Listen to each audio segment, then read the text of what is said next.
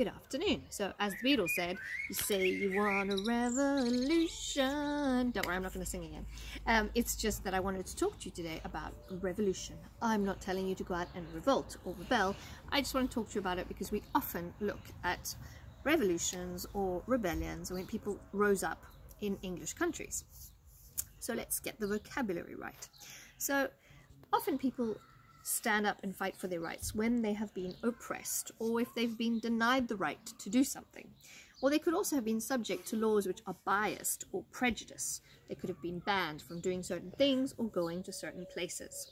So in this case, the people become frustrated and they take to the streets, or they march through the streets, or they can march on buildings, march on Parliament, march on the White House. And when they're marching, they carry banners or placards or signs or posters. And this is called a protest. Okay, they protest or they demonstrate. And this is a demonstration. Remember that in English, it is not I manifest or I go to a manifestation. No, okay? It's I protest or I demonstrate, and I go to a protest or I go to a demonstration. Right, you can also hold rallies where you meet up with other people and incite them to join your cause. Right, and sometimes these protests get a little bit out of hand. They can get a bit more violent, and then we call it a riot.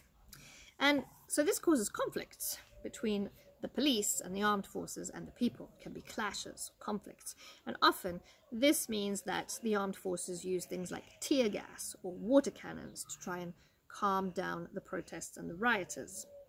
So people are just trying to become empowered. They're trying to gain the power that the government has.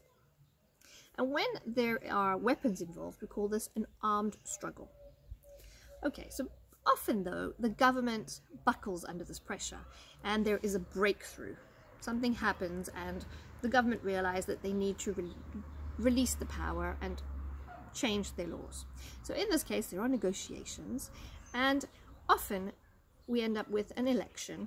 So people go to the voting polls and they take a ballot and they vote for change, right? So there are many ways to bring about change. But again, please remember, it is not changement, it is change. Changement does not exist in English. So I've made you some little words so you can learn the vocabulary. So people are oppressed, denied the right to do things.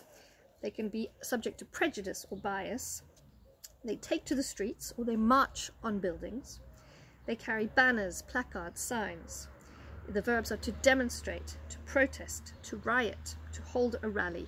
Right? They want to be empowered. It's a struggle or a fight against injustice. There are clashes and conflicts between armed forces and protesters. They use tear gas to break up these riots often. And then there's sometimes, hopefully, in the best cases, a breakthrough.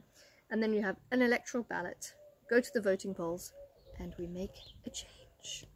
Right, so have a lovely evening, and I will see you again tomorrow.